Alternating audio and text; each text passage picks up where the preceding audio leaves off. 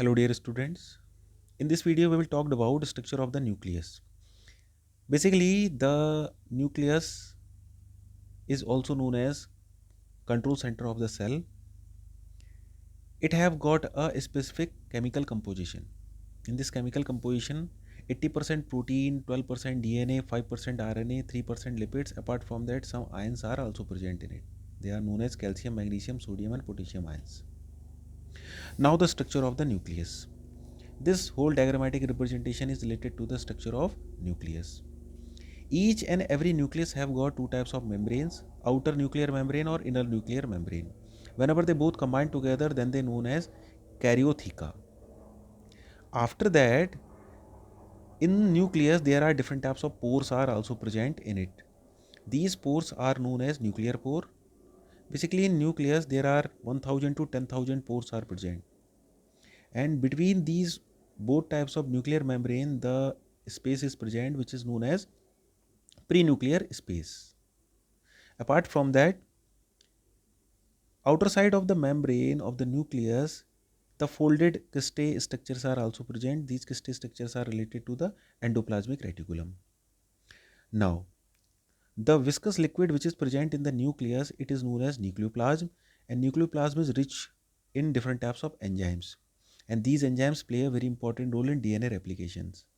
Some ions are also present just like magnesium and manganese ions, and some RNAs, tRNA, mRNA and rRNAs are also present in matrix or the nucleoplasm region.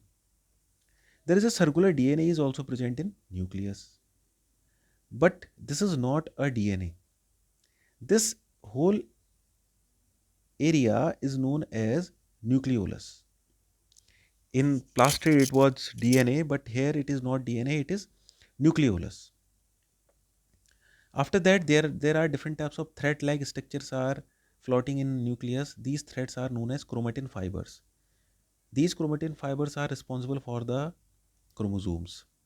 Apart from that, the outer wall of the nucleus have got the different types of dotted structure. They all are known as ribosomes, which are also known as protein factory. In this way, these this is known as the diagrammatic representation of the nucleus. After that, what are the functions of nucleus? Nucleus is also known as control center of the cell. It also maintain maintenance and the growth in the cell. It also responsible for metabolism with enzymes. It play a very important role to collect the all types of genetic information as like a genes. It also play a very important role in cell application. It also form ribosomes, and cell differentiation and variation also takes place in nucleus. Now, now we'll talk about the basic features which are related to the nucleus. Nucleus first of all discovered by Robert Brown in orchid cells.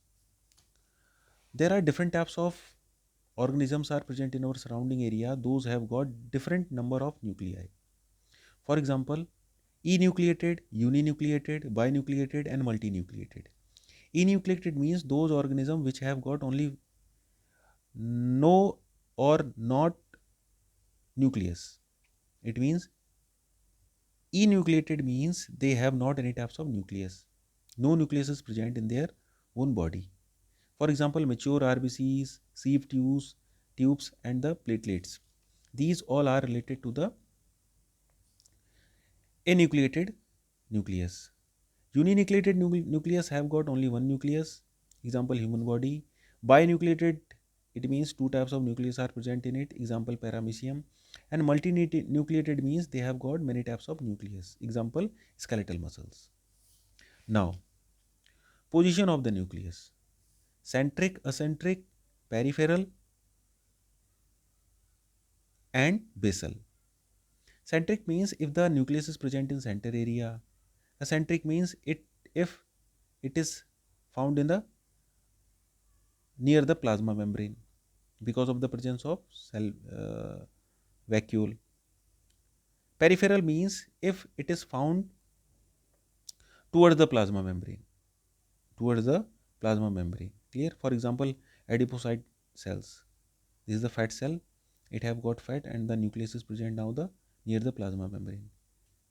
Basal means in the base part. For example, columnar cells. Columnar cells have got in basal part have got the nucleus. Now, shape of the nucleus. Nucleus is found in different types of shapes. For example, circular, circular shape, oval shape, bilobed. Two types of lobes are present here. Example, acidophils. Trilobed. Three types of lobes are present here. Example, basophils. Multilobes. Multilobes means lots of lobes are present in the nucleus. These lobes are found in neutrophils. So, with the help of lobes or the shape, we can easily divide the nucleus.